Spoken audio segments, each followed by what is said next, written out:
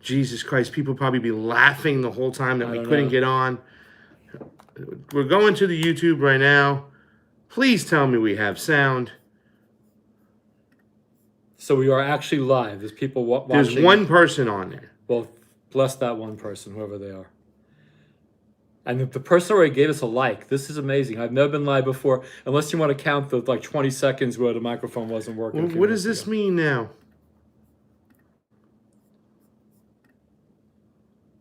Oh, if it's not, wow.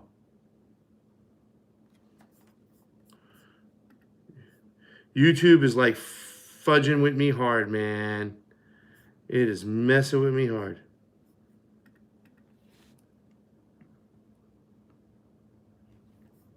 So so we had no sound. Okay, this is really this is a YouTube thing. At this point, it's got to be. Can you not hear us? No, not a fucking thing. Oh my God. Oh my God. What about now? No. You hear me? What did he say? No, you don't. You really do? Hello? No, you don't hear me. How many fingers am I holding up? You do hear me. There it is. You do hear me. Yeah. Oh my God. Laugh with us. Okay, Ungi. Let me take this off. Completely. Okay, so we don't have a double talk. Okay, now we're there. It's fine. 3 times. 3 fingers. Yes, thank you so much. 14 people have just jumped in. Wow. Guys, schmucks, me right here. You know, we got our hats on. I'm with Ungi. I'm hanging out. Ungi, show him your shirt. See the fuck censor shirt. What I'm going to do tonight is I'm going to give somebody a fuck censor shirt. Whoa. Yes, I'm going to give somebody a fuck censor shirt. And I got a couple of extra shirts I want to get out tonight. Just to show people, I have state-of-the-art, medium, action for Assange. That's the last one I have. Wow. If you're a medium, you can possibly get it tonight. Who designed that shirt? That's pretty... That is the action for Assange people. Nice. This is something, this is like a one-of-a-kind. It says support independent media. I believe it's also a medium. I'm giving out that shirt tonight. Right there. And... This is very exciting. I know. Well, you're going to help me decide. You're going to help me decide who gets them. Defund the Pentagon. I have one of those. You got one of those. Collector's items. Large. And I get comments on that shirt when I go out in public in it. Of course you can. You probably get real. But we did. Yeah, I get good ones. We did a show on DARPA the other day. This is another medium, okay? Defund the Pentagon. It's a bigger shirt. It's a little different sample. We're going to give that out too as well. Thank you all for joining on in. Microphones are not working today. We're just going for the regular thing. Hit the thumbs up button. Hit the like button. Let everybody know that Pasta finally got the volume on. And that's that. So on the descriptions, right there below, I have my Cash App. I have my Venmo. What I'm trying to do is raise a few bucks to go to Georgia. But I don't want to make it a crazy thing. And it really sucks that we have to do these things because if, in fact, we weren't, yes, fuck censorship, show that. If, in fact, we weren't centered on YouTube and we were making a living, we wouldn't even be in the fundraising process right now. Like, literally, we'd be just going on our own dime. Right. But since we've been screwed, that's that. And, you know, it's because we talk against the establishment. We talk against the narrative, and that's why we are always getting attacked. We talk about elections, and that's what it's all about. So I want to have a couple talks today. Ungi's going to help me decide. So now, you can see the links down below. I'm going to show you real quick. If, in fact, you want to help me out, some people, that's my, we'll see if it clicks in. Can you see it? Right there. Okay. See if you can scan that. If you want to give a few bucks, $1, $2, $3, the first person who gives us something on the Cash App, I'm going to give you a shirt. Whatever one shirt you want. I got these in all sizes. If you're a medium, you want one of the other ones, we're going to hook you up. The other one is my Venmo. Fuck off. Now it's like a sign-in error. My Venmo link is down below. So you can see it. The first person to give me something on Venmo, I'm going to give you a shirt too as well. But we want to have some discussions. Ungi, you're here today. You were so vital and helped us get to Arizona. Thank you so much. And then everybody out there just poured on in. Why? Everybody out there. Without everybody out there, this wouldn't have happened. I mean, but you really set it off. And this guy, I love this guy. You know, he's become a personal friend. And he really helped us out. If you don't remember, Ungi doubled. He matched up to $420. Correct. And I think you give a little extra cheese.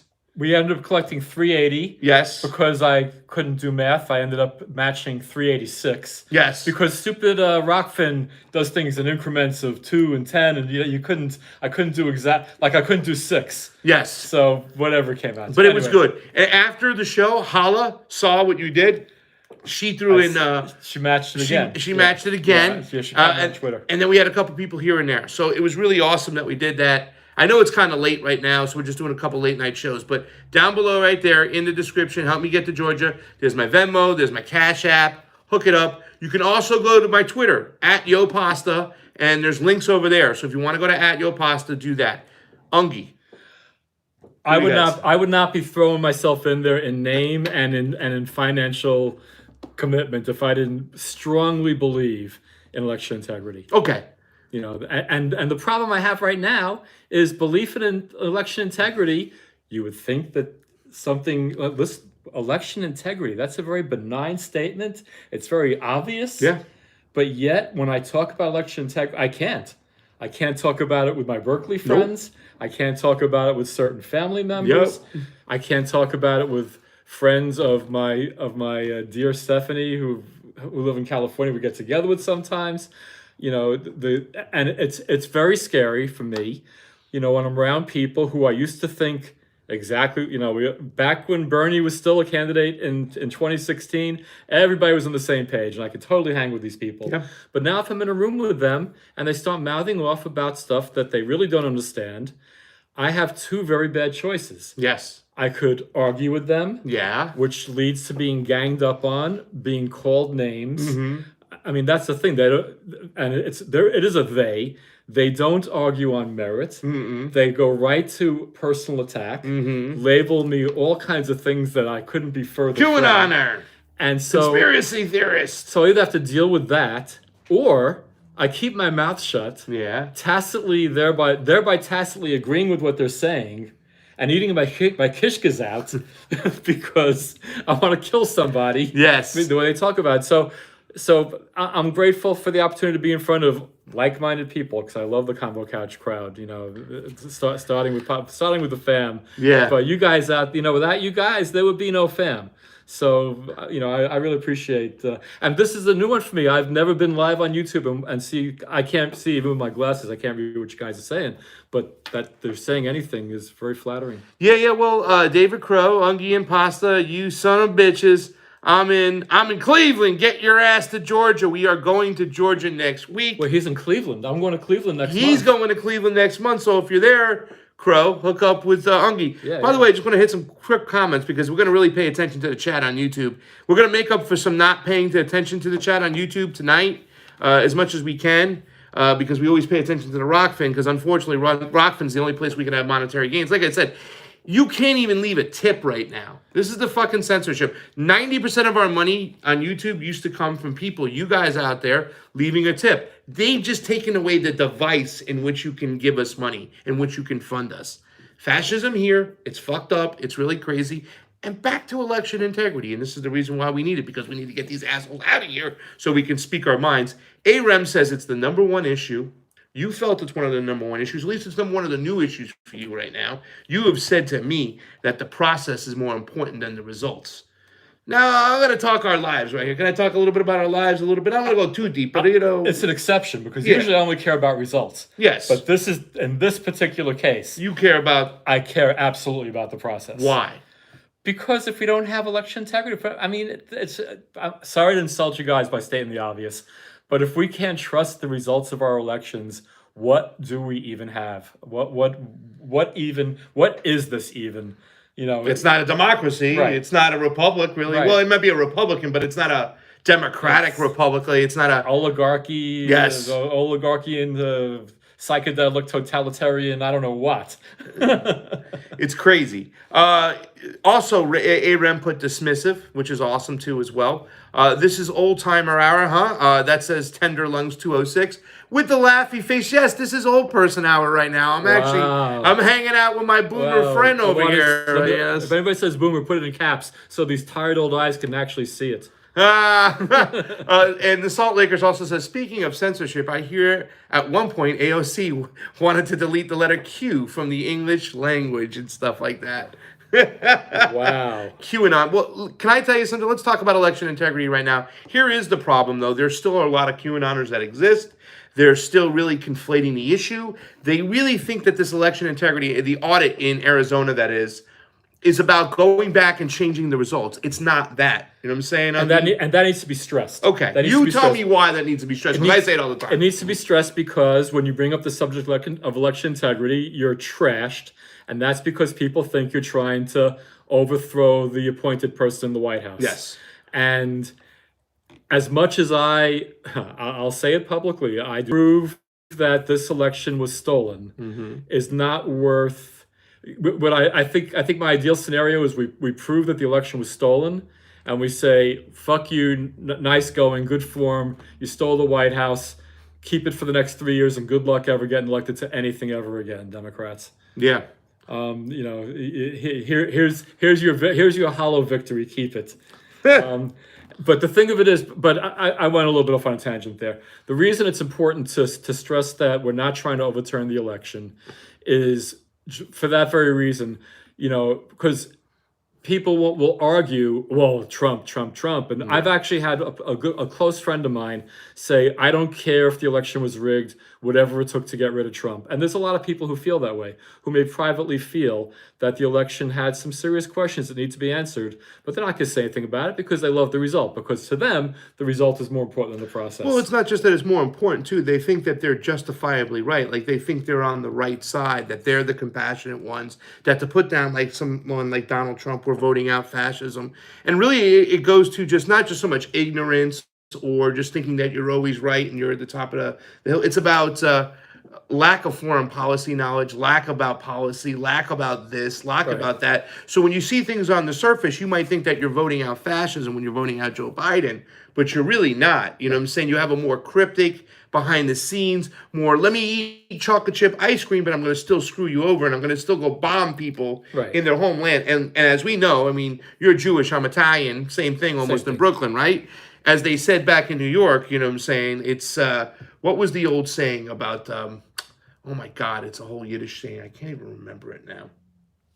Oh, man. You got to give me more to go on. Well, when I remember it, I'll say it and stuff like that. But just to finish the point about why it's important to stress that we're not trying to overturn the election, because that's a hard sell, and people are going to freak out when they hear it, and they're not going to agree with it, and I'm not even sure that I agree with trying to overturn it for the reason I just said. However, it should be an easy sell saying, look, we just want to get it right in the future.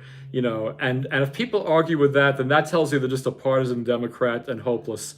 But a logical person, I don't know what logical person would disagree that we want to actually get it right. So if we could prove that we got it wrong, we have a chance of making the changes that have to happen to get it right in the future. And that's my position. That's why I was very willing to put myself out there to help you guys get to Arizona, because what I know about the Arizona audit, if it's going to happen anywhere, that's the most likely scenario. Yeah.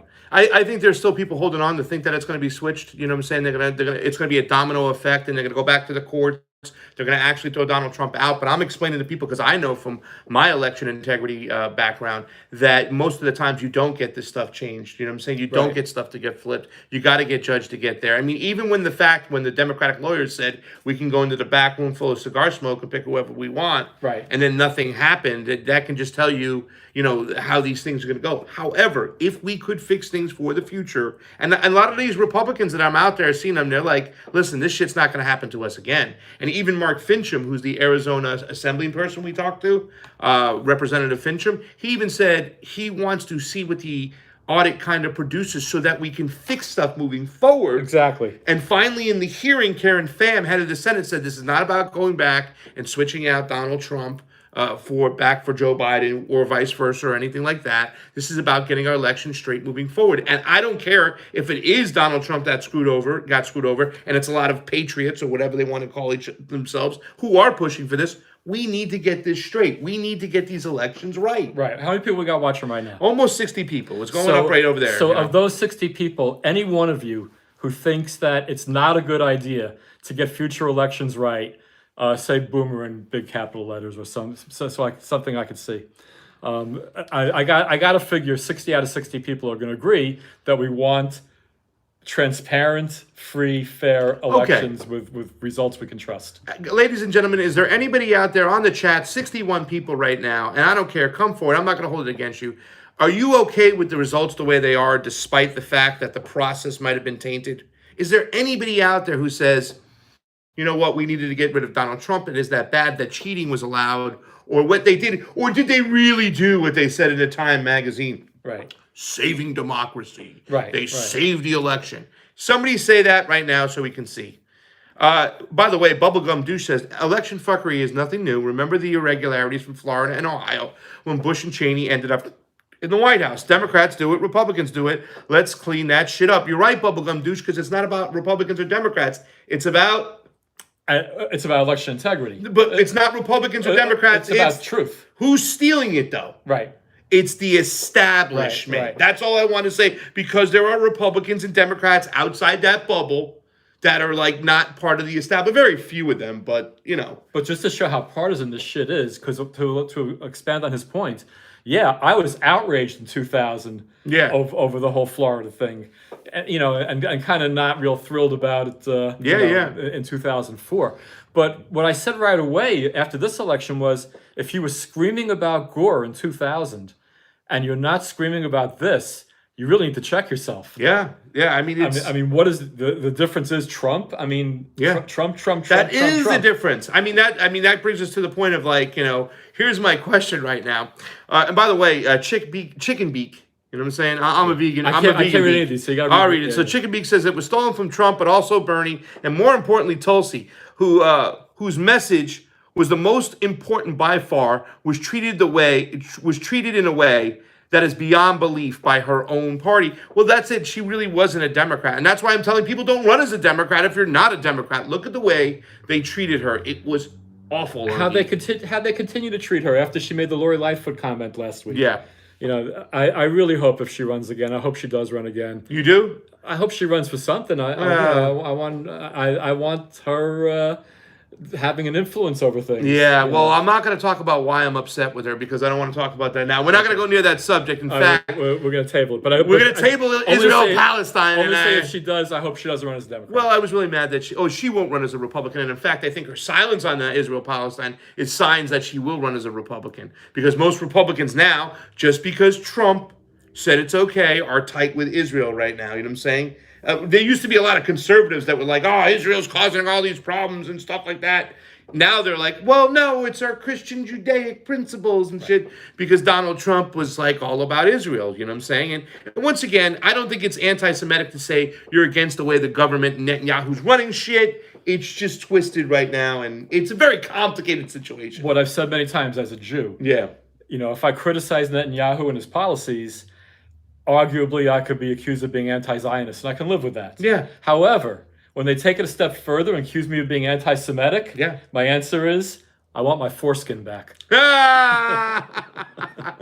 right, let's after that joke real quick, guys. Ladies and gentlemen, in the description underneath Help Get Me Georgia is my Cash App. Below that is my Venmo. I saw a PayPal was just received by somebody. Let me see if I can really quickly just 2 seconds. I'm going to try to put up both my things because it works. Let me see real quick. We got to send this guy to Georgia. He's eating me at a house and home. Please. That's not true. Not completely. All right, couldn't log in there. Okay, so it's not letting me log in there. But this is my Cash App right here, okay? Right here, guys. Look, I'm going to do it again. This is kind of cool. If you want to do it right now, boom. See how it looks over there? Guys, try it out. See if it works. So they could actually... They should actually be able to scan that. And that's scanning right there. If they hit it. Give me back my foreskin, David Crow says. He wants his back too. So you can get that, ladies and gentlemen. But the link is down below. You can go to my Twitter, and anything helps. $1, $2. You need crypto wallets. I know gold, so I have one. So you can send me crypto. So let's do it. Let's do something real quick. Let's take a look. I'm going to tell you right now. I'm going to give you 3 choices here. What were the best comments so far? You tell me, right? What are the nominees? Okay, here are the nominees.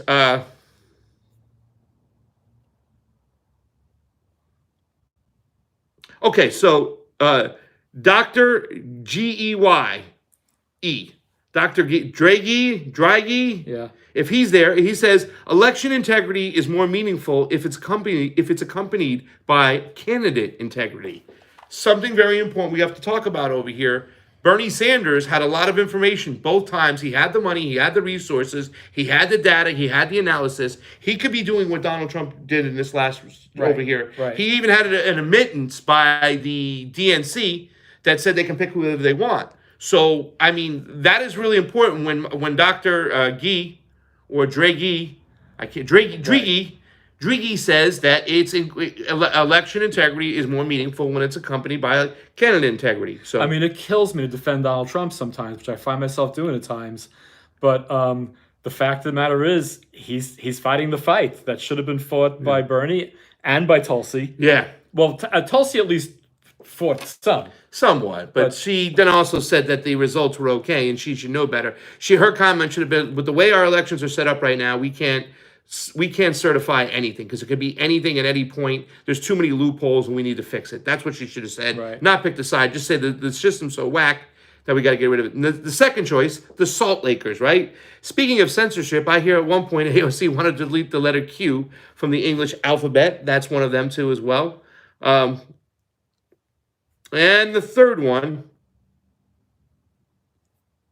let me get you to the third one because I saw one over here. Okay. Well, I think somebody just sent us something, so thank you so much if you did. It's always appreciated on the Convo Couch. It's always appreciated on the Convo Couch.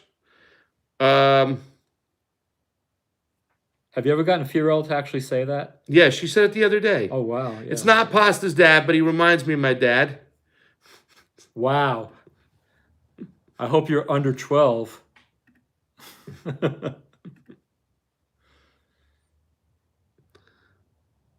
All right.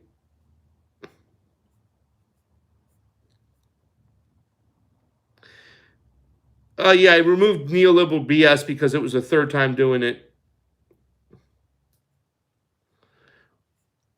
Okay. Red economics. She's going to get one. Okay, because this is the third one, right? Right. All right, wait. Here it is. A shadow ban refugee. Election cuckery is less than dollar voting. Break the federal government. Boycott, divest, and do a tax strike. Is it wise to do a tax strike? Can we get away with a tax strike? What is it exactly, a tax strike? Just don't pay your income tax? Yeah, that's it. But you know, it's a complicated procedure to do something. What do you mean? Because I've heard this before. People say, let's do a tax strike if nobody pays their fucking taxes. But that doesn't mean anything because they reappropriate money every year, new money from the Fed, the Treasury Department. So I don't know what percent of the people are W-2 regular straight-up employees that get a paycheck. Yeah. But by law, they have to withhold your income taxes on your check. So your people, it's not like, yeah, if we, the way we pay taxes, what we sat down and wrote a check to the government, that's how we paid, which some of us do. Yeah. But most of us don't actually write that check. Most of us just have it deducted from our paychecks. That's it. And then, you know, break even or maybe get a little bit back at the end of the year. So to stop actually have a tax strike when nobody's paying income taxes, you got to get every employer and every payroll company on board with something like that. Ain't going to happen. So, you know, while I do love the sentiment, I think it's going to be a tough one to pull off, but we should give her a t-shirt anyway. Who, Red Economics? Yeah. No, that was Shadow Ban Refugee. Let's give Shadow Ban Refugee a t-shirt. Hit us up to convocouch@gmail.com. I want to send Shadow Ban Refugee one of these fuck censorship t-shirts. This guy's got energy. I heard him calling on Steve's show. But I really got to tell you, though, the one thing that was hysterical, I really want to give that person the t-shirt, too, as well. So let's do 2 t-shirts. Shadow ban, you get one. And what was the other one we went to that we were laughing at that was hysterical? Not the Q one. Not the Q one. It was the first one. It was Dreggy, right? I'm being exposed as being a boomer because I can't remember what we talked about 5 minutes ago. I know, right? Fucking. Okay. Voter candidate integrity. That's yes. That's Dreggy. That's kind Dreggy. Hit me up. ConvoCouch@gmail.com. If you're a medium or a large, let me know. I'm going to send you a Defund the Pentagon shirt. You got to hit me up. Defund the Pentagon. I'm going to send that right now. Who's this? Oh my God. Yeah. Some dude just saw me on a video today because I was in the park with this guy. His name is Kevin for governor. There's a guy who's running for governor, and a friend of mine just saw me there. There's the picture. If you go to Kevin for governor, I caught him in Echo Park.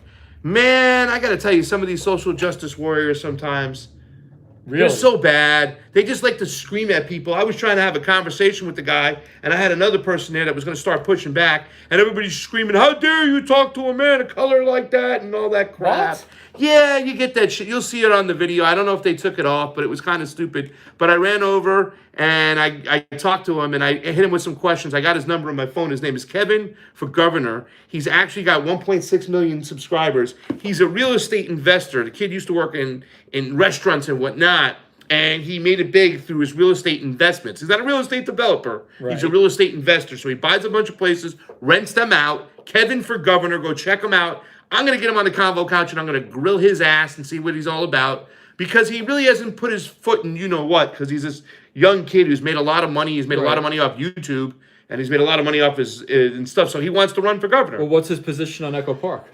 His position on Echo Park is he would have brought in the National Guard. To get the homeless people out of there. Yes, not use the police department. But when he see some people were screaming, "You want to use the military? What are you, stupid?" and stuff. He was trying to actually virtue signal by doing the same thing. Whoa, Mitchell Height sent you $7. I already have a T-shirt, but Mitchell sent money. I don't know what that is. Mitchell, you're awesome. Thank you so much. Hey, Mitchell. Hey, you're a mensch. Mitchell. Mitch the Mensch. Mitch the Mensch. We love you. Right. But he said it would have sent in the National Guard. Remember when Kennedy, or was it Johnson, sent the National Guard to protect protesters, or to make sure that schools got were not segregated? They were more integrated, is the word, right? Yeah. Well, and they went there. The National Guard went there to protect those students. Right. That was George Wallace in Alabama, and Kennedy was the president. Yes. Yeah. That's what he was trying to emulate. So to me, I looked at it more like virtue signaling, and some people looked at it more as like warmongerish. And that's the whole thing, is that they didn't understand the nuance of that. Well, I have a question though, because you say he's a real estate guy. Yes. Does he have holdings in the Echo Park area? Does he profit from the park being cleansed of these horrible, dirty homeless people that are driving property values down? I don't know if he has a property in that area, and I don't know what his stance was. He said that he would have used the National Guard to go in there, so obviously his position was they shouldn't be able to stay there at this time. And I thought they should be able to stay there at least until the end of June. You know what I'm saying? Just like we got to the end of June when it comes to our housing, same thing over there. We're still at the midst of a pandemic, and there's nothing we can really do. And by the way, Neo Sham just said, I just sent you $10. Neo Sham, yeah! Get pasta to Georgia. Get pasta to Georgia. Help me out. So I don't know if he was profiting necessarily, but he did kind of, in a way, saying it when he wanted have a personal agenda in the whole thing. I don't know. That's very interesting. But the method in which he did it, you know, he could have come up and said, you know what, I wouldn't have done anything until after June, until we had a situation, and present better solutions. But his solutions, no matter what, was sending the National Guard over the police. He thought it would be better for them, that they're more proper to serve the people. I know we can't really grasp that in today's day. We think National Guard, we think M16s, we think soldiers, we think going out there. We think Kent State. Yes. Kent State was another one. That was a boomer thing, Kent State, by the way. Yeah. But when he was around, I wasn't around. I was Generation X. I was 16. Let me go real quick and let me check. I got a couple things over here. Oh, you guys are fucking awesome. Look at this. Look at this. Right here. You guys are making, I'm coming up now. Here we go. Let me get this. Gia Ekis for Bone Chance and Mitchell Helt. Thank you so much, guys. You guys are awesome. You sent me some love. I now got $41 in tips on my Cash App. I got about $20. I can't check my Venmo from here, but I definitely have like $20 on my Venmo. So we'll get that down. But listen, the Convo Couch at gmail.com. I know, Mitchell, you said you had a shirt, right? I don't know if that's Driggy, if that's you. But also Shadowban Refugee. I want to send Shadowban Refugee one of these shirts over here, one of the Defend the Pentagon. You let me know the size. I got a large, I got a medium. I'll get you one if you're an extra large guy. I wonder what size he is, man. That guy's got so much energy. He's got so much passion. He lives in New Mexico, and he's been talking about a lot of good stuff over there. So we need a People's Guard, which is kind of like the National Guard, but for people. I don't know. In other words, what the National Guard is supposed to be.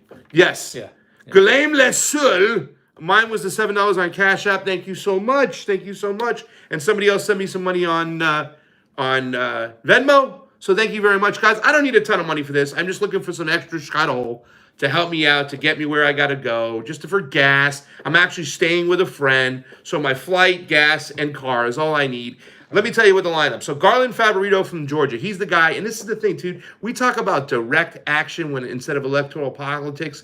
When it comes to elections, Ungi, it's all about direct action. It's these little small groups that fill out information requests, freedom of information requests, and they push your elected officials, election board, to give you information so they can do investigations on these elections. One of the guys' name is Garland Favorito in Georgia. He runs Georgia VA. It's a completely volunteer group, and those guys have pushed so hard. It says Stephanie King wants to be friends on Venmo. I don't know if let me try this one more time. Guys, give me 1 second. I'm going to try this really quick. Let me see if it lets me go on. Because I need to let you guys be my friend. Let me try this.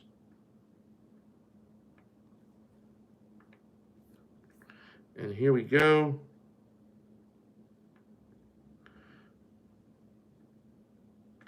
No, thank you for hanging with us. This should work. There we are. It's okay. No. I guess when I'm on, let me see if this, I hope this won't. No, we're still there. Oh, we are? We're still here, right? Okay. Yeah, we're still here. All right. This is always this is not gone. This is always going to be fucking around. See, but we're there. We're there. All right, guys, we're still there. We lose anybody? 62 likes in like 5 minutes. This is Yeah, amazing. well, we usually get a lot more than that. There was a lot of people up there. I put up a video. If it's up there for 2-3 years, I might get 62 likes. So I'm lucky. Yeah. It says we're back. All right, so share it. Let's get it back out there. I'm not going to do it again. But Stephanie wanted to be my friend on Venmo. And Venmo, I have my Venmo on this other phone over here trying to get on, and it won't let me get in. I don't know why. It's because I think you can only have the Venmo on one phone. So that's it. It's already on that phone, so I can't be signed in over there and over here. So yeah. And now CJ, it's throttling. Hold on. Give it a second. It's throttling. It's so stupid, this fucking thing. They're so dumb. Now it should be good. I met you guys at Echo Park Wednesday, the press conference. I've been watching your videos and your stuff's on point. Phoenix 55. Phoenix 55. All right. You remember him? Phoenix, right? You're the dude. I got your number. Man, Phoenix, right? I got mad when somebody was yelling that shit because Phoenix was addressing Kevin. And I was just like, and I shut up. I was like, and I was kind of like, when I'm taking my interview, but I see a moment here and I'm like, Phoenix, go ahead. And Phoenix was about to eat this guy up in certain ways. You know what I'm saying? Like, he was about to hit him with some points and get some real answers from him. Right. See, because Kevin's really not one of those, like, Democrats that is a fugazi that we know has a history. We don't know anything about this kid, right? We got to ask. But then they started yelling and speaking for Phoenix, and I got pissed off because this kid, Phoenix, man, guy can speak. Really? I've been out there looking for a lot of people a long time. I've been looking for the next Fred Hampton, and I ain't been able to find them. But Phoenix is getting close there, man. He understands the class war. He understands what the elites are doing. He understands it. You know what I'm saying? This guy was... You got him on video? I got him on video. I got Phoenix's information. He was just on point. I love that guy. I believe it's him. I'm not sure. I hope it's him. Is it you, Phoenix? Wes Gates is hitting me up. Can't chat. Just sent me some love. How long are you going to stay on the Easy Coast, Pasta? Only for 4 days, guys. 3.5 days. Here's the plan. I'm leaving on the red-eye Thursday night. Friday day, I get there. Let's get back to this. So Garland Favorito, he's the guy from Georgia VA who's actually pushed for this. That's an independent guy, Ungi, pushing to get fucking information. He got the 4 affidavits and then 2 more affidavits. 6 people who would testify now saying that when they were doing the recount. Now remember, when they're doing the recount, you can't stop and go, this ballot doesn't look good. No, you just got to count every single ballot. But they noticed ballots. These are 6 people now. A ton of ballots that were not folded. The paper didn't look the same. And it looked like the mark that was dotted was not done by a pen. So they counted a bunch of these. And this allowed Garland Favorito, thank you, Golden Sun. This allowed Garland Favorito to go to the court and say, listen, we request the rights to look at the ballot images. The judge said yes. But here's the thing. They only sent over 200 DPI, which is dots per inch. So it's a low resolution now. Now you can't see the folds. Now you can't see the stuff. They went back to court. They said, we want a higher resolution. And because of these affidavits, we want to look at the physical ballots. Judge said yes. 2 different conditions in Arizona. Number 1, possession is not given over to Garland Favorito in Georgia VA. He has to go to the warehouse where the 150,000 ballots are, and he has to look at them, but he can't touch them. But he can't touch them. He can look at them, but he can't touch them. And in fact, they gotta pay the county, and it's gonna cost them an extra $25,000 to do this. The county people can move them and whatnot, but he can't. Yeah, I'm the Phoenix that spoke at the press conference. Yeah, Phoenix, I got your information. I'm gonna get out to you too as well. Oh man, like literally, I've been looking for somebody like that out there. You know what I'm saying? Good. I've been like, we got pictures of Fred Hampton in our house. We're searching for the next Fred Hampton. You know what I'm saying? We need that person out there. We need that leader and stuff like that. And man, Phoenix, you got it. You got it. And we were talking about some other stuff on the side too as well. I like this guy. Phoenix gonna come on the show. Trust me. Phoenix is on point. Phoenix, your life will never be the same. No, Phoenix is on fucking point.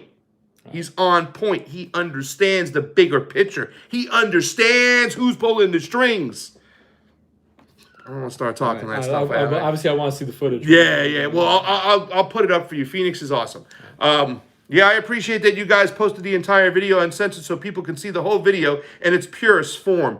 No other mainstream media reported like you guys. Listen, dude, we got the censorship thing on. We're on the fuck censorship movement because the shit we do, they shut us down. We go to the Trump rallies. We go to the Black Lives Matter rallies. We go to Portland. We went to Seattle when shit was going down.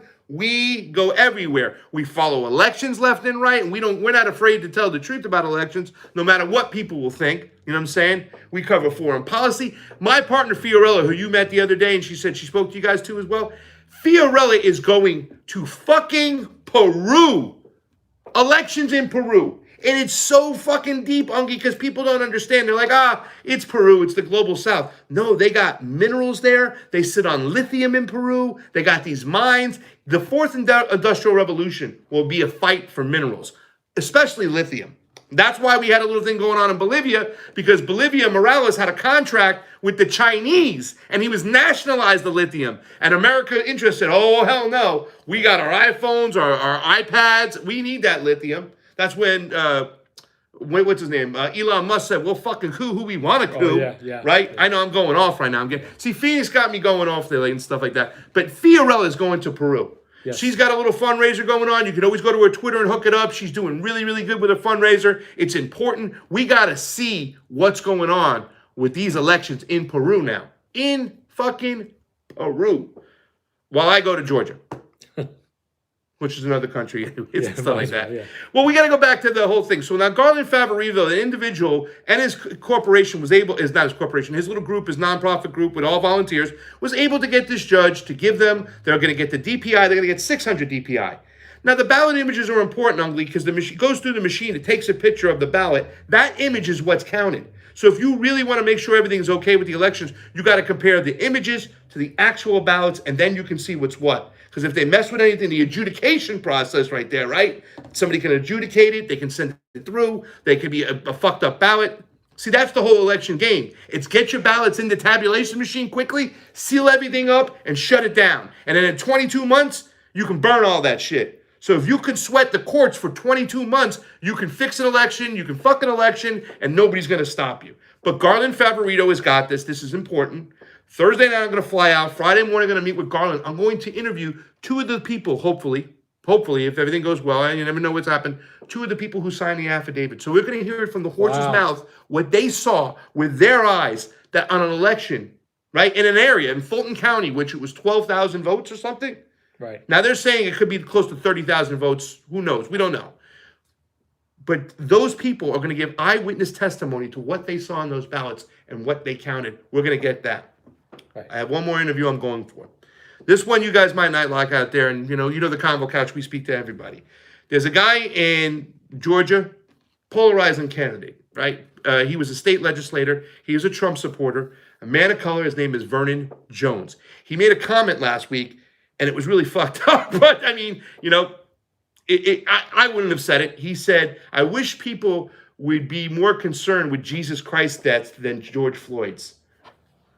Very polarizing, something of that nature. Very polarizing thing to say. The guy has complained about critical race theory, says it should be out of our schools. He tried to go to this governor's event the other day with Mike Lindell, and he got thrown out. Supposedly, Vernon Jones, and he's been calling now, since 2 weeks now, he's been calling for a full forensic audit of the ballots in Georgia. That's what he's calling for. He had a press conference. People showed up. So I want to have an interview with this guy. I've got a person who knows a person. I want to sit down. I want to talk to him, and I want to see what he knows about elections and see if he's the real deal or not. So does full forensic mean matching the voter rolls with the ballots? Does that include that, or? Well, that's the whole thing. Forensics is usually talking about the ballots itself, authenticating the ballots, whatnot. The voter roll situation is a whole other thing. And here's the thing. It's under the quietness. Remember when you said to me, and I was like, oh man, I didn't ask that to Mark Fincham? And Fincham didn't know what the game plan was. He was like, I'm not in the Senate, so I don't know what the work plan is. Right. So I asked Sonny Borrelli, who's the state senator in fucking Arizona, I said, are you guys checking those poll booklets? He goes, well, I really don't want to talk about what's what. But later on in the interview, he goes, you know, and these Democrats were complaining that we were knocking on people's doors and soliciting them. Just when we were simply asking, do you live here? Has this person lived here? How long have they lived here for? So he gave the indication, you know, I'm a poker player, right? Right. He gave the indication that they're checking the poll booklets. I don't know what the laws are in Georgia. In California, they made it harder to check the poll booklets because they know people are going to start checking that stuff. There's a lot of people who go out there and say, oh, but they take people off the voter rolls, they're being racist and whatnot. It's a lie. That's a fucking lie. They've done it before. They could do it again. But the majority of reason why people come off that voter roll is if they haven't voted in several elections. Right. Like two, it depends on the state, but they haven't voted in two federal elections. So now I'm saying it's like 8 years later. Now they take them off the poll booklets. There's a whole thing. They send them out a card in California and shit, whatnot. But it's just not. There's more names that are on that roll booklets than are actually voters in that state. Because when you move, do you ever call your old election official, said I moved, and take me off the voter rolls? I know you've been here for a long time, but do you know anybody who's done that, ladies and gentlemen? No. I'll just register in the new place. That's all you do. So technically, I probably could have voted in Brooklyn and California. Probably the year that Reagan ran against Mondale. That's what I'm talking about. We have to figure it out. It's a problem within a problem. You got some people out there who say shit all the time, who it says it's racist. Now in Florida, in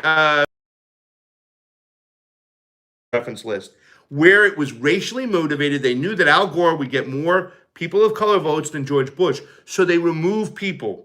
These people, they're not allowed to vote because they're felons, right?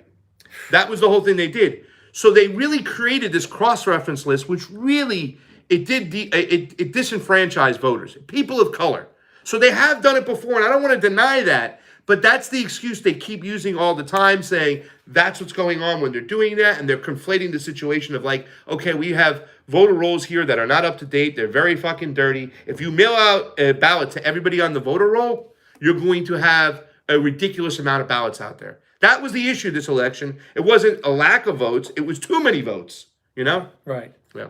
But it has to be dealt even-handedly. Yeah. You know, if people, it can't be a partisan issue. If 2000 was wrong, 2020 was wrong. Yep. They could both be wrong. Yep. Even though one was a Democrat, one was a Republican. Yeah. But it's hard to get people to see that. Well, that's also too. People play team sports all the time, and that's a big problem we have right now. They're like, well, you shouldn't give them an interview, an audit, because these people didn't get an audit. Are we good over here? Epstein didn't kill himself, says Tulsi 2020. I agree. On the computer, it says that we're a little messed up, but on the phone, it looks like we're good. YouTube is so messing with us. Hey, Wes Gates sent us $5 on Cash App. Give it up, Wes Gates. Wes Gates made these shirts. Wes Gates made these shirts. Oh, really? Ungie donated this shirt, and Wes Gates put the printing on it. That's how awesome it is. That's right. These are those shirts. These are your shirts. Oh, nice. All right. These are your shirts that donated. That's what I'm talking about. Wes Gates put it on there. The fuck censorship, and Ungie donated the shirts. And these are comfortable ones. So now we're looking to get shirts right for our shop, but everything is like Nicaragua, Vietnam, and we're trying not to do that. We're trying not to do that. But anyways, so I get into town Friday, and there's something I'm going to talk about too. There's something else that you would know about too as well. Friday, I'm going to do all the interviews for the elections. If I have some scheduled early Saturday morning, but Saturday afternoon, I'm going to be doing, I started a new show.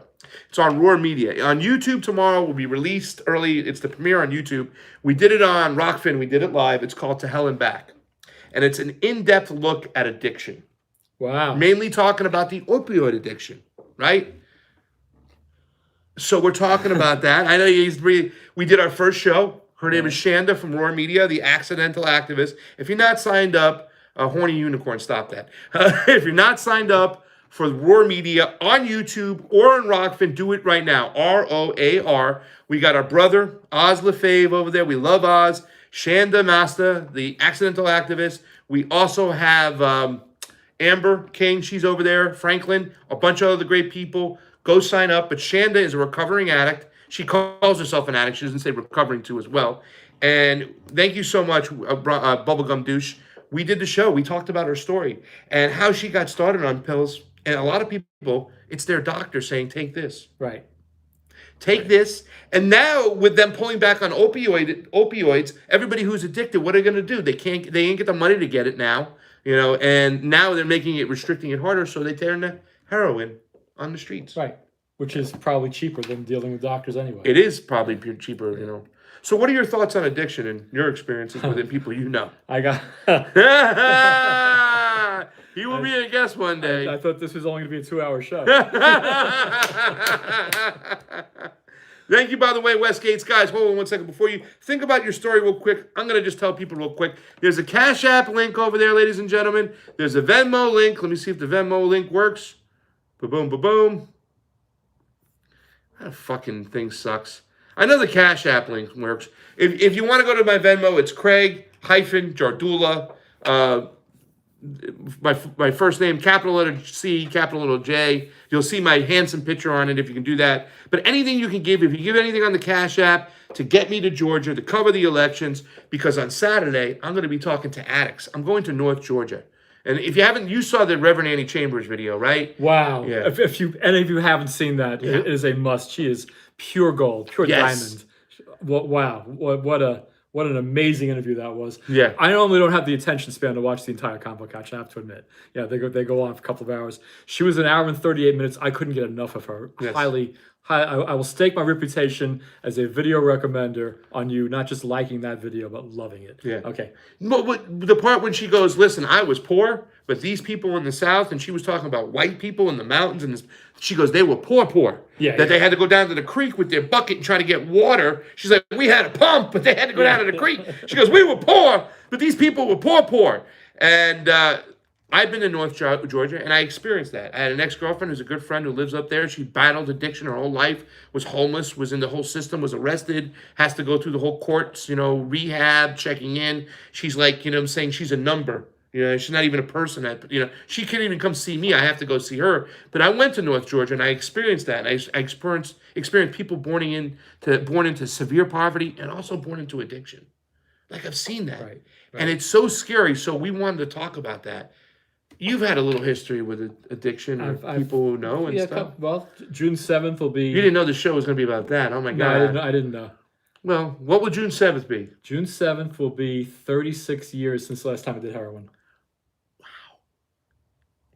I've never done heroin except I've done dirty ecstasy, and it had heroin in it. Is it? I don't know. I mean, once they start calling something ecstasy, once they start saying heroin, you never know. When you get these powders, you don't know what you're getting. Yeah. By the way, no Tulsi idea. 2020, put my thing down. Craig Jardula on Venmo fams. If you can do anything, give $2, $5, $10, $20, whatever you can. Tell us why you took heroin. Boy girl stuff, to put it mildly. It was, it was. Okay, wait. He's a hippie. Back in the days, he's a dead guy. Not so much Grateful Dead. Nah. Oh no, I saw the Grateful Dead 70 times. He was a Grateful Dead guy. I was working in most of the shows, but yeah. Overrated. Okay, no, I'm sorry. Whoa. Talk about overrated. Sorry. Fuck censorship, everybody. Show him your shirt.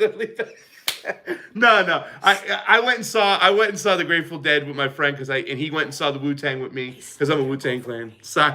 Okay, so what I'm trying to say is that you didn't start taking heroin from an addiction you got from a doctor, right? You were out there kind of partying with stuff recreationally and eventually ended up on it. What was the story of why you got to? I was managing a rock and roll band. Okay. Our lead guitar player, who was one of the best guitar players I've ever heard, bar none, top 10 in the world, I dare say. Yeah. His name was Cliff. What was the name of the band? The Unreal Band. The Unreal Band and Cliff. Yeah, and Cliff was not just a legendary guitar player, but he was a legendary junkie. Yeah. I would have to, literally 4 out of 5 times, I'd have to get his guitar out of the pawn shop so he could play at the gig. Really? And then when they got their money, he'd spend it on drugs, and then he'd pawn his guitar again.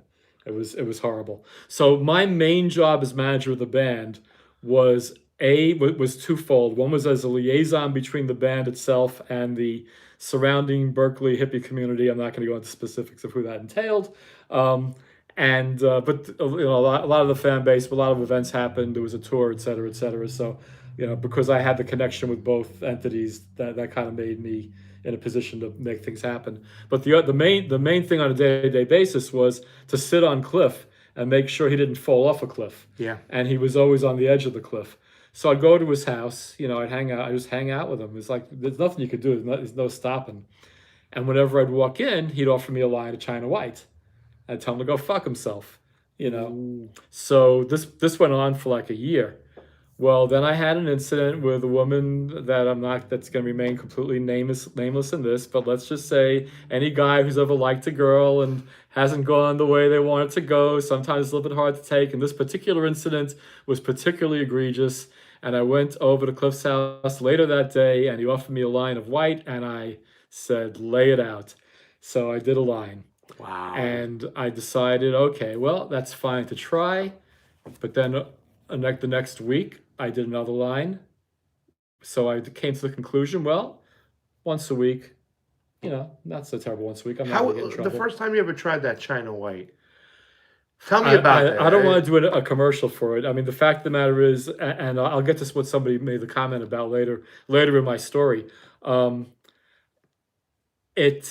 lack of a better word, it hits the primal thing inside. It tells you why you're here.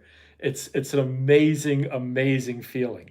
I don't want to glorify it because, well, I'll go to that part of it now. I thought opioids are supposed to hit you in the brain, right? They're supposed to they're supposed to hit you in the brain and kind of block the pain receptors that. Well, and then I'll get to the second part when I broke my arm and doctors were giving me opioids and I almost got hooked again. Oh, but Jesus. That's a whole other story. That's more recent. It's only a couple of years ago. This is in the 80s in the Bay Area. So anyway, I did it. Well, the thing of it was, again, guys, maybe, and ladies too, I'm sure, that, this person was your soulmate and your entire identification was in terms of the relationship that just fell apart. That level of pain. Heroin overcomes that. I've never, I've never had such an instant going from earth-shattering sadness to euphoria in one line. So that's how powerful it is. The fact of the matter is, it wouldn't be such a big thing. It wouldn't be such a horrible, mess that we're in, Yeah. if it didn't have this ridiculously seeming upside. If it made you feel like shit, people wouldn't bother with it and there wouldn't be an addiction problem. But the thing of it is, it made me feel so good that I wanted to do it again next week. Wow. And then the week after that. And I'm thinking, okay. So it was addicting like as hell. Well, once a week was fine. Then I'm like, okay, as long as it's not more than twice a week, I'll be okay. As long as I'm only doing it a few times a week and not every day, I'm fine. Well, maybe I'm doing it every day. Well, I can handle this, whatever. And then on June 7th, 1985, I was sitting at 4 o'clock in the morning with Cliff and his wife, who, by the way, I officiated their wedding. We're sitting under the Bay Bridge, 4 o'clock in the morning. My deal with Cliff was, we'll buy a dime bag, which was 1/10 of a gram, for $10. We'll use my money and his connection, and we'll split it. That was our standard deal. Yeah. So so his connection wasn't there that day, whatever. So we had to go out 4 o'clock in the morning. We're sitting under the Bay Bridge, waiting for this person to show up with this dime bag that we wanted to buy. And I looked around, and all around this intersection, there's cars parked with people sitting in them. All these junkies waiting for the same dealer to show up under the San Francisco side of the Bay Bridge at 4 o'clock in the morning. So the word junkie flashed in my head, and I'm like, no. I was bar mitzvahed. I was a Boy Scout. I'm a college graduate. I have a Bachelor of Science degree. I'm not a junkie. Yeah. And the word, it was almost like, I don't believe in any entities or whatever, but the word was pulsing. Junkie. And I'm looking around, and I'm like, it occurred to me, I am no better than any of these motherfuckers right now. Yeah. I have to stop. Now, I want to back up just a little bit. About a week or two before that, somebody found out that I was doing heroin that I was pretty close to. Yeah. And this was kind of good. He wasn't judgmental, but he said something I never forgot. I said, yeah, I'm doing it. I said, it's giving me everything I'm asking of it. And he didn't argue with me. He said, of course it's giving you everything you're asking of it. But remember, it's going to take it away triple. Ooh. And that's what happened. So I think I'm one of the very lucky ones, because how long did you do it for? Well, that's the point. This was a relatively short romance, probably over the course of maybe 4 or 5 months. That's it. Yeah. And so basically I got to, I'm 1 in a million with heroin, because it actually cured the emotional pain.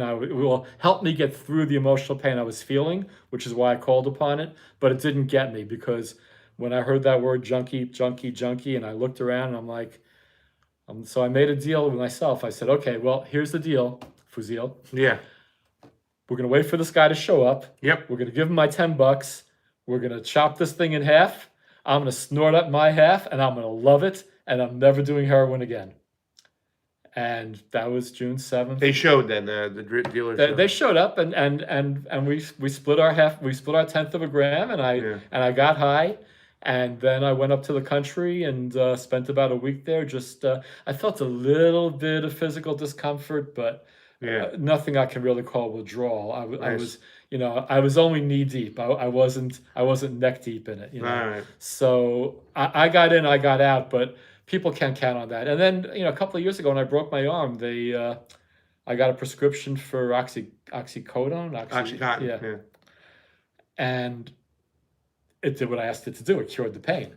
But another opioid.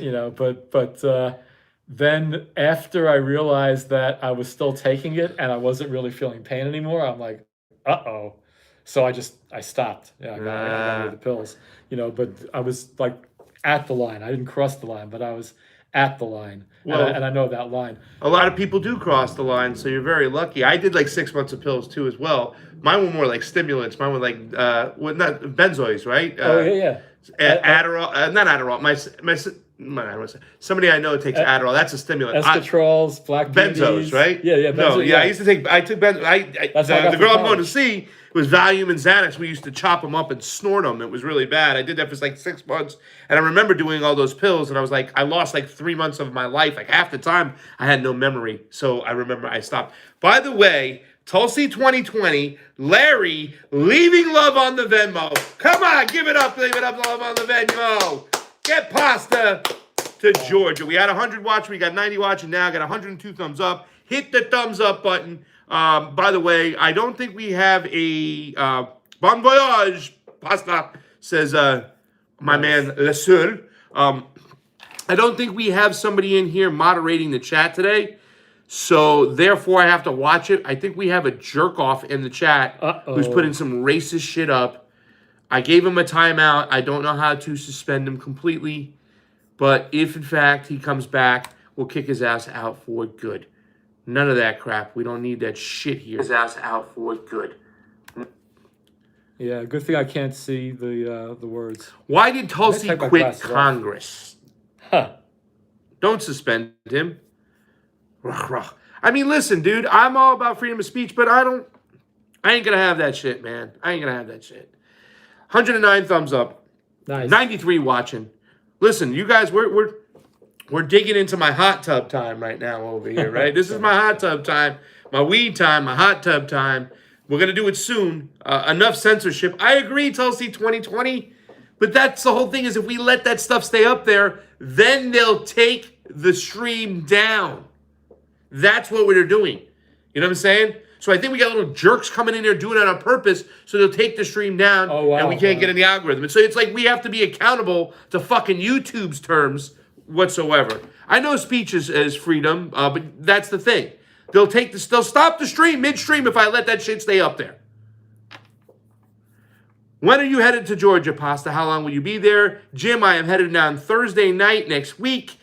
Friday morning, I will arrive. I'm taking the red eye. Friday all day, I have interviews set up with everybody who's involved in the audit. Garland Favorito, the two people who left testimony. I'm trying to get an interview with Vernon Jones, the controversial character. And then I have to interview a bunch of people who were involved in the word. I don't want to say the word junkie, but addicts. Some addicts and some people who have beat it. You know what I'm saying? The recovery world. Yeah. Pasta, I'm not offensive, but why did Tulsi quit? Don't worry about it, Pasta Aram. I won't Aram. Thank you so much. Why did Tulsi kick the racist out? I mean, that's the thing. It's like, what is racism and what isn't racism nowadays? You can argue that shit right now, but this person's coming in with that word on this thing, so they'll shut down the stream. I ain't having it. Right. I got a fucking shit line, man. I got a shit line. Why did Tulsi quit? Because she can't get anything done. I mean, who the fuck wants to work in that Congress? I mean, her official word was she wants to focus on the presidential campaign and didn't want to run for Congress. That's what she said. And then the coronavirus came and she dropped out and endorsed Joe Biden, which a lot of people give her shit for, and deservingly so. Because just like, why didn't she do what Ron Paul did? Ron Paul didn't endorse anybody when he dropped out. He said, "Azalut, fuck you, I'm not endorsing anybody," and didn't endorse anybody. But okay, so I know we're not having a Tulsi conversation, but I can't help saying, she had a contractual obligation to do what she did. Yeah, and sure, maybe she could have bucked the contract, but I think she's an ethical person, and she feels like she made a deal, and if you make a deal with the devil, it's still a deal, and. She's being honest to the deal. Everybody's talking about that. They were undermining her at every turn, too, says Larry. I figured she just wanted to Senator governor, and that's from N Now CJ. Who's the racist? Meet Kevin for governor. He's a racist. Articulate. Tell me why he's a racist and stuff, because I like to see that. She was my favorite. She was my favorite, too. Tulsi was my favorite. She can come back and run again for Congress or even president. Yeah. I said, it was funny. I was in Arizona and I was on a show with a bunch of right-wingers. They had Trump stuff all over the friggin' window, and I walked in there and we were laughing and we made a bet. Like, I always said, I bet you they're not going to say China at least once. Every single show I was on, they said China once. It was like, fuck. I lost a bet 3 times to Fiorella. We have, you know what I'm saying? So it is what it is. But, they even said, too, as well, when it came to the election, that they don't care. They just want to know the results. And if the results come back and say Biden won, they'll accept it. Right. There's a lot of people who feel that way. Yeah. And it's, it's the result and not the process. Yeah. Everybody's talking about, like, me too, even over Bernie. And that's when somebody said she was the best on foreign policy and she was the best person I've ever met.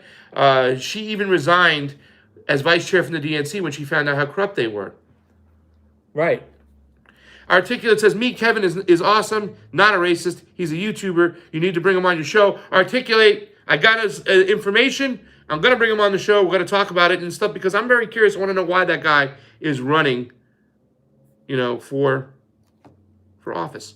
So, guys, if you see right down there in the description, it says, help me get to Georgia. Pasta's going to Georgia. I'm going to cover the audit that's going on. I know all the people involved. I'm friends with Garland Favorito. He's been on the show before. Go watch the video. I'm going to go see Garland again. I'm going to talk to the people who signed the affidavits, who have testified, who are ready to testify in a court that they saw Fugazi ballots that weren't folded with the dots filled in with computers, and it looked like wrong paper too as well. They saw a lot of them.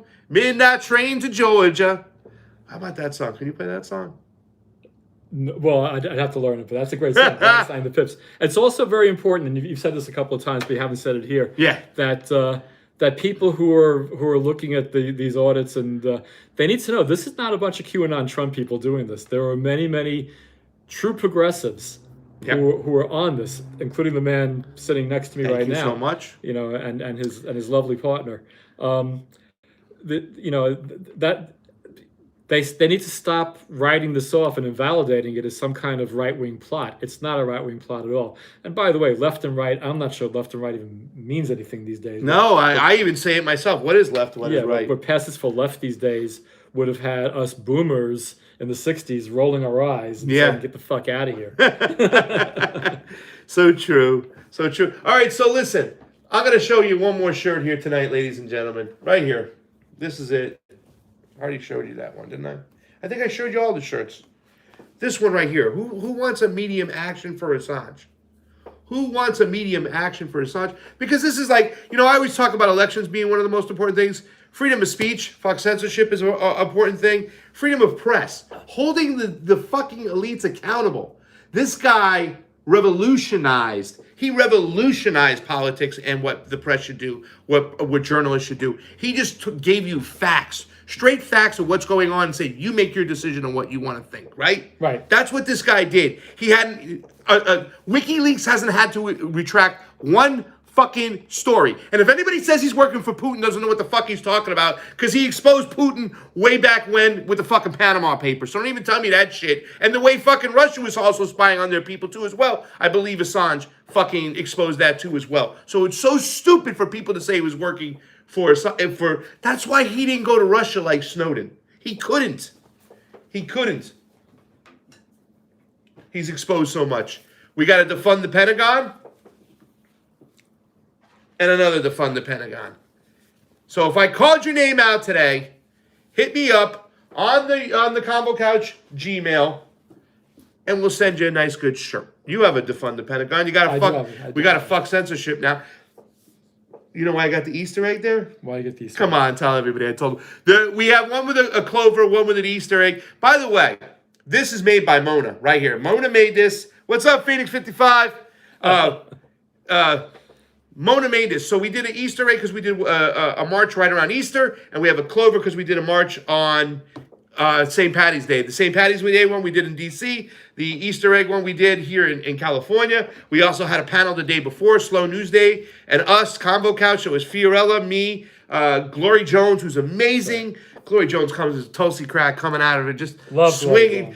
She's coming out Rookie of the Year. Roddy, that's what we should call Glory, Roddy. And Steve Poikinen, and also Rachel Brunke, who's an activist, a peace activist. She joined us, so we had a panel the day before, and it was just amazing. We had it in a restaurant, people came. It was a good time. Let's take a look at Putin is a big pasta fan. The food, coincidence? I think not. Horny Unicorn. I have a I Love Putin shirt too as well. We both have those. I have a black Convo Couch shirt. I take the other one, any of the others. Larry, I just sent you something out, didn't I? Let me know if you get something. If I just sent you out, I think I sent you something out a couple things before. Let me know again. Hit me up and tell me your size again, because I don't remember. I do the T-shirt program, so I get a little mixed up. Phoenix 55. Where's Phoenix 55? He said something here. He says, Kevin was the guy in the blue suit at Echo Park, right? Would love to embarrass that guy. Get people to think for themselves and question their politicians. Phoenix, he's not a politician. but he wants to be a politician. And that's the thing is I was waiting for you to get to a point and say, well, why do you want to do this, Kevin? Why do you want to be governor? A young kid who hit it good in real estate, yeah, he was working in the restaurants. He was working at full-service stores before that. I can't remember he was working, was it Starbucks or something else? And then he worked at Red Robin, I think, and he saved his few bucks, and then he invested in real estate. He hit it big. Now he's into cryptocurrencies and stuff. But I want to know why he wants to do this. You know what I'm saying? Right. Why he wants to run. Why not kick it down and say, listen, with all my support, I'm going to support one of those activists. And I asked him, Kevin for governor, you can go look at it. I said, you had a hard time talking to these activists over here. A lot of people think they can just come waltzing on in and just start butting in, and they get called bullshit by a lot of people going, yo, man, who the hell are you? Where did you come from? What do you want? What's inspiring you to do this? How do we know you're not going to be married to money the way you're married to money right now? Right. And how are you going to make these things happen? You have a lot of great ideas, but you've never worked in Congress before. You've never worked in the legislature. You haven't worked in city council, right? So how, if you want to put tunnels all over fucking LA and California, how are you going to get it done? Everybody here can sit there and expose Gavin Newsom as being some cuck fucking sellout of the goddamn establishment, but how are you going to do the things that you say you want to get done? That's the question. Right. That's the question. I want to circle back to two things. Go ahead.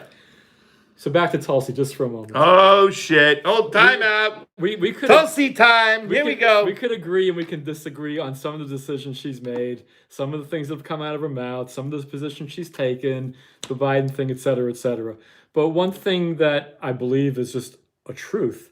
How many, and I mean you guys too, how many of us would would never have met each other if not for the Tulsi Gabbard campaign? Yeah. She created a true idealistic community, unlike nothing I've ever experienced in politics before, not even close. And so, yeah, she might be imperfect. She is imperfect. Nobody's perfect. But what she created, you and I wouldn't know each other if not for Tulsi. Absolutely. You know, and there was something just so special about going to a Tulsi rally, feeling the energy in that room, hearing her say the things that people would think but not have the balls to say. Yeah. So yeah, you know, it kind of breaks my heart that some people kind of broke away pretty far from the whole thing, but it's always Tulsi time for me as far as I'm concerned. She was the best candidate, and people are saying, who was better though, guys? And stop saying Bernie was better. Bernie was not better. Bernie was not better on civil liberties. I mean, he might have said something as of recently, but he wasn't better on that shit. He didn't call that shit out. His foreign policy wasn't as good as Tulsi Gabbard's. He didn't have the nuance and the understanding. And also, too, as well, is that he had a big... Listen, Bernie Sanders had the money, he had the resources, and he had the soldiers ready to go and contest these elections, especially in 2016. He walked away from it. Right. Tulsi didn't have the money or the resources to get this shit done. When you're going to object to an election, you got to have a lot of money and resources and be ready to fight for a long, long time. He didn't do that. He didn't do that. So if you have an opinion in this chat right now, tell me why you think that somebody is better than Tulsi. Tell us why. Well, especially in the case of Bernie. I mean, he had his chance in 2016, and he blew it. And to me, he forfeited the right to run again. What did he actually even accomplish by running in 2020? Yeah. I'll tell you one thing he accomplished. He totally divided the Tulsi-Bernie wing of progressives and set up a divide that still hasn't been cured, evidenced by... But I don't want to say Anna Kasparian's name, but you know, those people, et cetera, controlled opposition. Somebody said, right, and that's how he felt in 2020. We've said this before because you know, Ungi said one day, "I can't believe this son of a bitch just sheep herded everybody back into the goddamn Democratic Party." Yep. And I was like, you know what? I can't even deny that and stuff because my friend Joe Biden, despite all his differences, go vote for him. I mean, let's do the math. The Senate is made of 100 senators. Yep. 50 of them are Democrats. Yep. 48 of them are Republicans. Yep. 2 are independents. Yep. Bernie Sanders is one of the 2 independents. Angus King is the other. So I was brought up in Brooklyn. Yep. But I learned in school 50 is a bigger number than 48. So why the fuck are the Democrats the majority party? You know, so we get to 50-50 and you have whatever her name is. The vice president. Yeah. Who somebody said Kamala Harris didn't have as much delegates as Tulsi. That's very true. She had to drop out before her own state in California. The point is, while I'm trashing Bernie, I was all in with Bernie in 2016, but he needs to take that I away. Why is he bothering saying he's an independent? Yeah, he's a Democrat, as evidenced by the fact that Chuck Schumer is the majority leader, not the minority leader. Yep. Whoever I'm not sure about the person in Maine, the other independent, but he did it. He sheep herded everybody right back into the Democratic Party, and then people like us who wouldn't go along with the flock, we're berated by the flock. Yep. This is what Kevin Burns says. He says, "Oh my God, Tulsi was a horrible candidate with horrible ideas and showed she'd sell out in a heartbeat. What fucking planet are you guys on? Tulsi's a whack job from a cult. What the fuck is wrong with you suckers?" Kevin, I don't know where you're coming from. I mean, first of all, we can say that about all the candidates, right? We can say that any politician, if Sky Daddy was here, Sky Daddy gave me some love today. He loves Sky Daddy, and she doesn't like any politicians whatsoever. And she's got into it with some Tulsi people too as well that have said, "Oh my God, you know what I'm saying? How can you hate Tulsi Gabbard? We're not." And she's like, "I'll tell you why. This is the reason. This is the reason." So we could say that all candidates are bad. All politicians are bad. But in the Congress, who is better, Kevin? Right. And tell us why. And I will debate you and tell you why when it comes to which illusion I think is the best or whatever. Tulsi Gabbard has some of the best ideas. Even her whole ideology of, listen, we don't go and chastise people who think differently than us. We don't talk down to Trump people. We talk to them. We persuade them with our argument. We show them aloha. To me, I thought that was one of the best things in the world. It really changed my whole mindset of things. Even the way I am today, it came out of that Tulsi clan. That's what our boy Cheese said. Chris. Right. To Shilius, he said that was the greatest thing about being a Tulsi person is that we didn't look down on anybody else, even people who thought differently than us. Right. And that was something about being special about, and that is something great. And that's why I say sometimes rhetoric is so important. Like even when Donald Trump says, there's a military-industrial complex. The soldiers love me, but the generals don't because they want to keep war going. Now, he didn't stop any of the wars. He wasn't strong enough to do it. He fucking let the bombing in Afghanistan increase by 700-fold before he tried to back out and get everybody out and never got anybody out. Now they're still fucking there. But the rhetoric does mean something because now you'll run into a lot of Trumpers who are like, what about these wars out there? They're so bad. We need to end them. Donald says end them. Like I said, when he says that shit, sometimes the rhetoric means a lot of things. Tulsi didn't get a lot accomplished with her bills, right? She had a lot of bipartisan bills, but the rhetoric meant something, and the Tulsi aloha mentality still goes on. And it's really what we need right now in the cancel culture war, where we cancel everybody else who thinks differently than us. We need that mentality to say we have to stop yelling at each other, we have to bring shit to the table, and we have to talk about things. Well, I see there's at least two different kinds of people who say bad things about Tulsi. Yeah. You have... Because, if this guy Kevin has something of substance to say, a constructive criticism, something, real to point out, sure. But, what you also get is a lot of people who just are the TYT crowd or the whatever crowd. Yeah. Tulsi's a threat to them. And, there's a lot, she's targeted by a lot of people. So you never know when you get somebody talking trash about Tulsi, are they just part of that K-Hive, whatever, because K-Hive is not over what Tulsi did. No. I mean, so is it directed hatred or is it constructive criticism?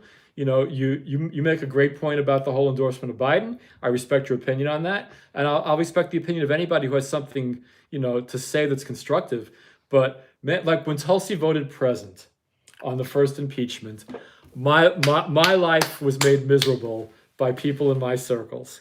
I thought it was an amazing decision. I thought it took guts for her to do that. Absolutely. Because that was like about Ukraine, and there's no way the Democrats should be putting up anybody for impeachment on Ukraine, especially when the Democrats, the establishment Democrats, profited from that shit by having a regime change, turning Ukraine to one of the fucking poorest countries in Eastern Europe, okay, and having fucking people burned alive on the Maidan. Go ahead. Well, not to mention that Vice President Biden actually gave the thumbs up and bragged about extorting money from the Ukrainians when he was vice president. Bragged about it on national TV. But Trump gets impeached for a phone call. For a phone call, or who knows, whatever. So one thing about that though, think about when that happened. Biden wasn't even a candidate being taken seriously. Nope. Trump comes up with stuff that I don't know how he comes up with it. Like, why is he interested in even asking questions about Biden. There was no way, if you look at the paper from that day, that Biden was getting the nomination. Yeah. So what that tells me, and let's just think about, maybe this is a little QAnon-ish of me, but Trump's been a genius before. When Trump started saying Pocahontas, I thought he was being a racist prick. But it turns out he was a genius. He knew before any of us knew WWE wrestling that Elizabeth Warren was full of shit. Yeah. That she was, so Pocahontas wasn't a racial slur. It was a Elizabeth Warren slur. It's like, oh yeah. Et cetera. Well, to bring the point home though, why was Trump even thinking about Biden unless from the very beginning, everybody knew that Biden was going to get the nomination, including Trump. Yeah. That's just my own personal weird theory. I'll read all the comments later when I got my laptop close enough to my eyes to see them. So if you got any answer for that, I'd be curious to know, am I crazy or what? Democracy says, fam, and I do have points about Tulsi. It can't be done in this format. Obviously, I don't hate it. I just think that Tulsi is dangerous and unpredictable. That's all. You couldn't put her in a box. You couldn't put her, you couldn't kind of frame her in a certain way. By the way, over 102 people watching and hanging out with us right now. I love you guys. I love that. Yeah. Please hit the like button, the thumbs up. And also, my troll is here. Pasta opinions on cryptocurrency. Love them, but we do have to take care of the whole energy situation. We'll talk about that. Kevin Burns sounds like a Dodge. Tarot Man, right? Aren't you my tarot? I see Tarot Man all the time, yeah. Tarot Man, good to see you. There's Jimmy Toro is this other person. Jimmy Toro is my troll, and he's on Twitter, and he only has 27 followers. And I would appreciate if I have a troll, the troll would be a little bit more popular. So if you can like Jimmy Toro, who gives me shit, so he has more than 27 followers, so at least my fucking troll has...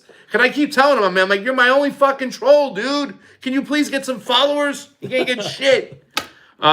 Anyways, Kevin Byrne, if you want to hit me up on the convocouch@gmail.com, leave me your number. I'll call you. We can discuss it on the phone.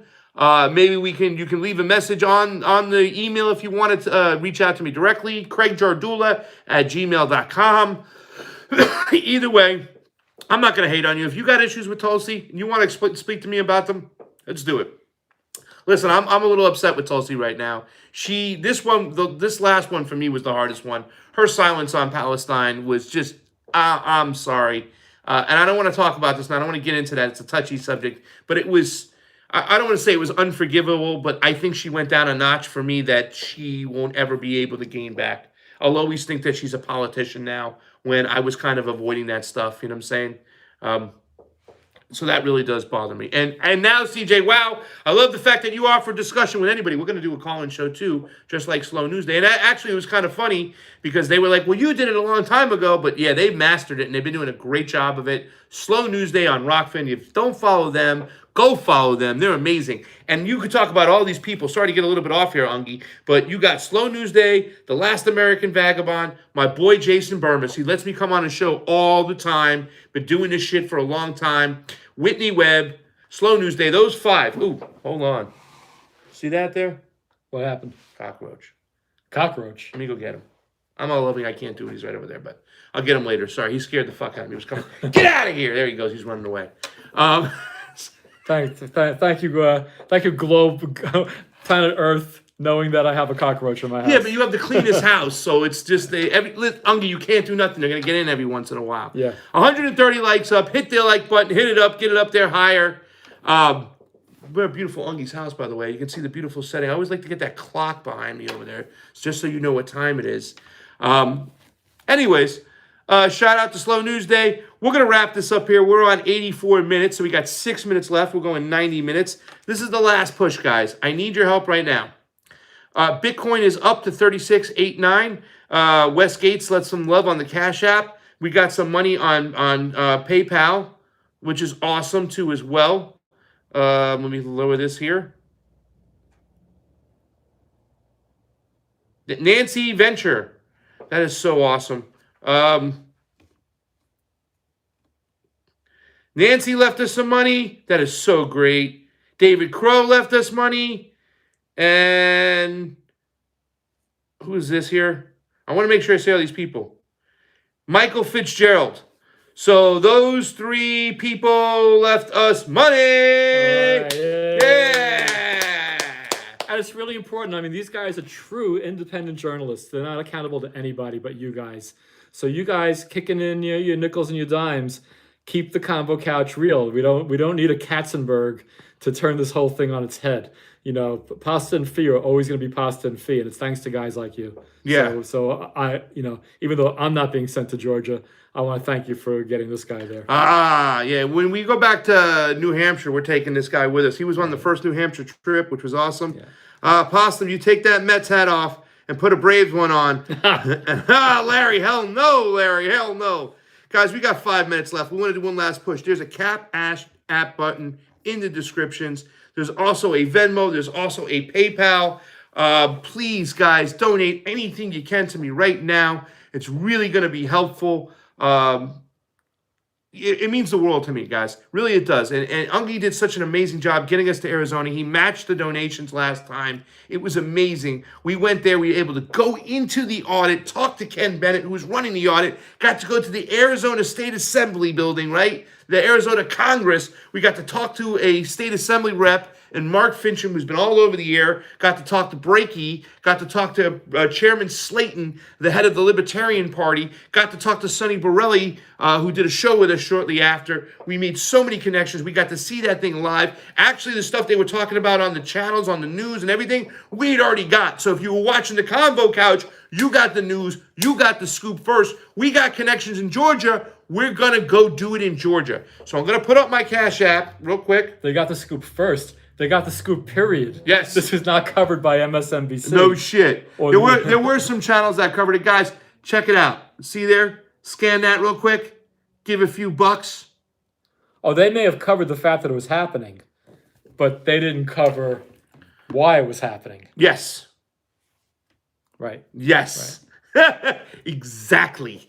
Stuff. But there've already been audits, and there's been court case after court case being thrown out. Yeah. First of all, you never had a real audit. You never looked at the original ballots ever, and you don't mention that. He never looked at the original ballots ever. You did a logic and accuracy test, which means you go and you're like, here's 100 ballots. Let's run them through the machine. Okay, it works. Let's go. Anthony Reyes in the house. Steve Slow Newsday in the house. When you heard us calling your name, Steve. CJ! $5. Give it up, CJ. He clicked it. One more time. Look at that. CJ, my dog, my man. We have the links down below. Here it is one last time. Let's get a focus on that. Hit that one over there. CJ, showing some love. There you go. Boom. Hit that up. There's links down below. Help us out. This has been so much fun right now. Ungi, we got 2 minutes. What do you got to say for the last 2 minutes and stuff like that? What are you looking for? We've gone through all this shit. We've gone through all the elections, right? We now have Biden in office. We were a Tulsi people. We followed this thing left and right. Our foreign policy is off the charts right now. It is awful. That's hard. All the same assholes. Whoa! Larry! Larry! Give it up for Larry! And Tulsi 2020. Larry! Wow! You are so hey, awesome. Larry, you want to go cook there, Larry? Larry, I'm going to come over there. I'm going to eat that dog for breakfast, Larry. What movie? Let them guess. Don't say. He'll tell you the movie. We went through all this shit, Ungi. We did. But, there's one thing I do have to circle back to also. Please. 7 words. Go ahead. The Grateful Dead are not overrated. Yes. In my opinion. That was 10. All right. All right. Sorry. But okay, the Grateful Dead. But what about everything? I was reading a comment there. I'm trying to monitor and pay attention at the same time. Yeah, I wish I could see the comments. I wear my other glasses. Well, you're blind, right? Yeah. So there you go, Pasta. Larry, I'm going to get you over to that dog. I'm going to eat it for breakfast. What do you think about the future right now? You said to me one thing. I got to repeat this. He said this to me. He goes, I feel bad for you guys. He goes, I felt when I was doing this shit 20, 30 years ago, 40 years ago, where it was a fighting chance. You guys, you're left with crap. You're left with some serious evil forces. What are your thoughts moving forward when it comes to our politics, our leadership? Something has a death grip on this country. Yeah. And I don't know how it gets broken.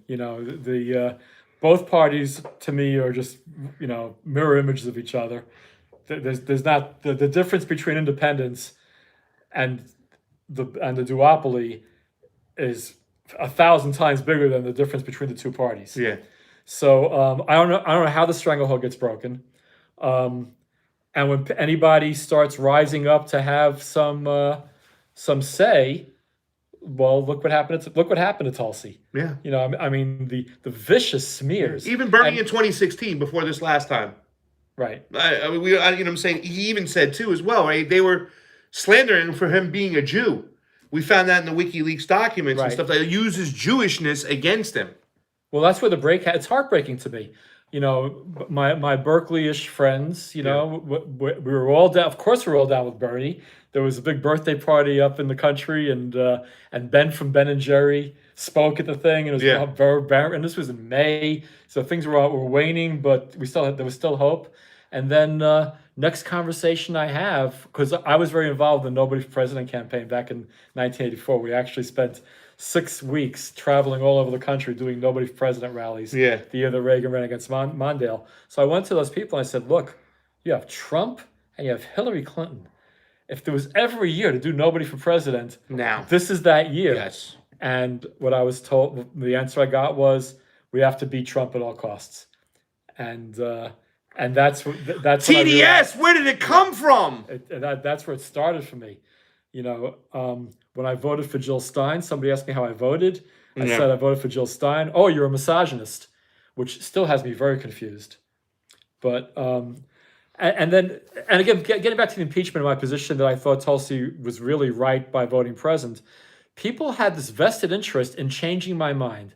I was attacked. I mean, not physically, but I was perpetually verbally assaulted by people close to me, just demanding that I admit that Tulsi was wrong to vote president. That this impeachment was a righteous cause, ridding us of this evil person. And finally, I said, "Look, you're trying to change my mind. I'm not. You have a problem with me thinking what I think. I don't have a problem with you thinking what you think. I disagree with it, but you have a right to think how you think. Why are you trying to demand that I don't think the way I think?" And this is the toxic, what I refer to as psychedelic McCarthyism. Yeah, that we are facing, and it works though. So besides the death grip that we have by the people who really know who killed Kennedy, who really know what happened to Epstein, who knew about the WMDs, you know, just name it, you know, who know the whole this Wuhan scandal now, you know, everything else. That's one problem.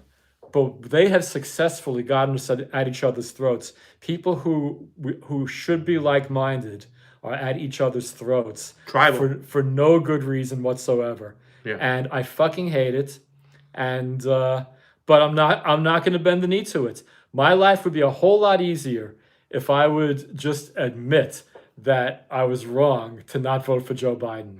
But we're not voting for Joe Biden as a badge.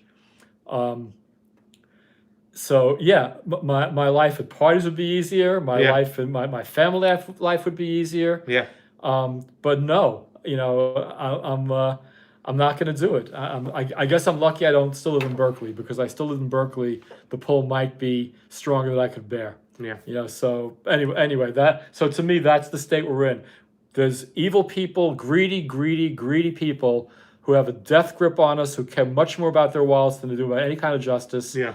And that's A. And B is the people who could perhaps do something about it are at each other's throats right now. Yeah.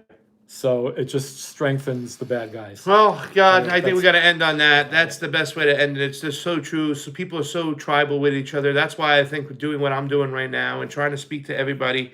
By the way, Democracy left some love. Thank you so much. Anthony Scannell left some love. Big shout out to Larry, who left some love. Big shout out to Tulsi 2020, who left some love. And then I'm going to go over these names real quick on the PayPal that left some love. This was so fucking awesome, guys. I can't thank you enough. I didn't know what to expect just throwing on the goddamn thing right now. But here it is. Donation received. We have $5. Thank you so much, David Harris. You're fucking awesome. I love you, David Harris. Nancy Vancher left a big one. Thank you, Nancy. That's awesome.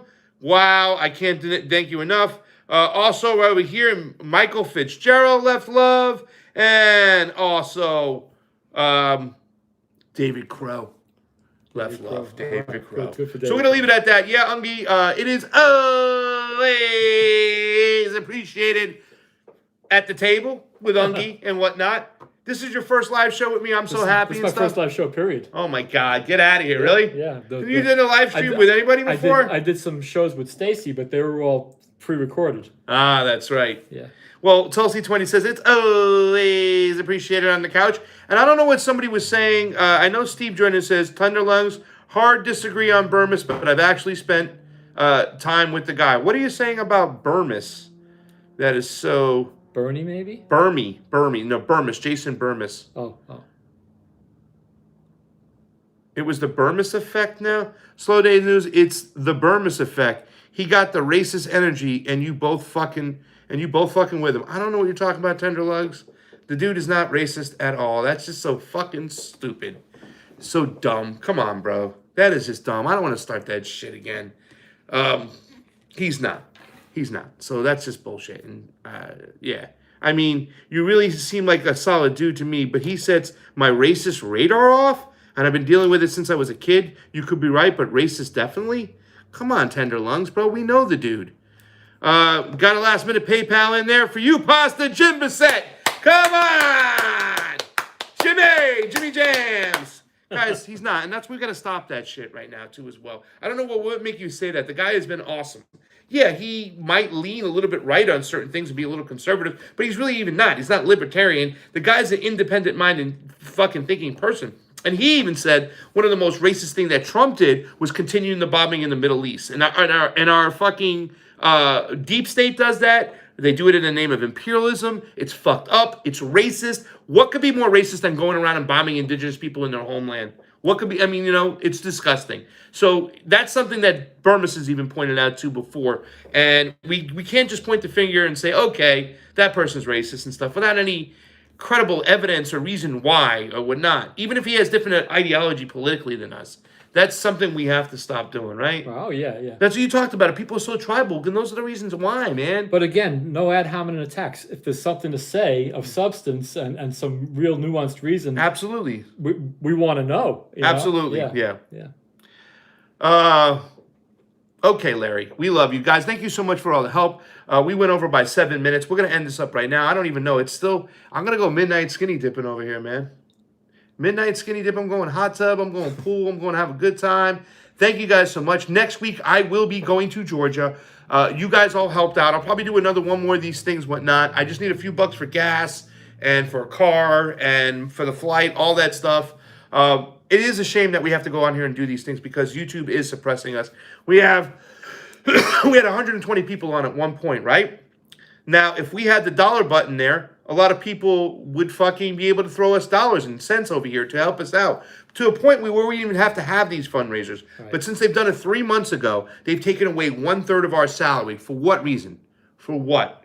And that is something I know that you as a boomer who's been around for a long time and stuff like that, you have to be disgusted and say, this is America right now? The things you used to fight for when you were in the streets, right? You're fighting against the people right now on the left, right? Yeah. I mean, it's literally... I know. some of the people who are like, okay, take down Alex Jones. You know what I'm saying? Take down this person. Don't let them speak. Take down whoever and stuff like that. You know, if they're not inciting violence... The actual left. Yes. The real actual left. Yes. Again, I kind of said it before. Would laugh at what passes for left today. Yes. Actually, they might cry too. But and that, I listen to commentators from all across the spectrum, and when I hear conservative people criticizing the left, it's like, no, those people you're talking about are not the left. Yeah. They're not. So it causes a new kind of division. And yeah. One thing Hillary Clinton did, you had the line left and you had right, and she took that line and bent it into a circle. Yeah. And everything's all muddy now. Because the fact of the matter is, I could have a much more rational discussion with a conservative these days than I can with a shitlib. 99 minutes, we're out. Last time, guys. Convo Couch loves you, needs your help. This is for Pasta Jardula to go to Georgia. Fiorella has a fundraiser up for her on a GoFundMe. She's actually going to Peru to cover the elections. 141 likes up, 2 thumbs down, only 2 trolls today. Thank you so much. That's so awesome. I'm here with Ungi. There's my Cash App down below. There's my Venmo. There's our PayPal. Help us out. We love you. From Convo Couch headquarters in Orange County, I'm Pasta Jardula, and he's... Mike Ungerleider. That's right. That's my boy Ungi. Fucking Tulsi time. He's the man. Go like his stuff too as well. He's on Twitter at Ung714. Ung714. How do you spell Ung? UNG714. UNG714. He's a good friend of mine. He's my Goomba. Pasta Jardula, Mike Ungi. Convo out, guys. We'll see you later.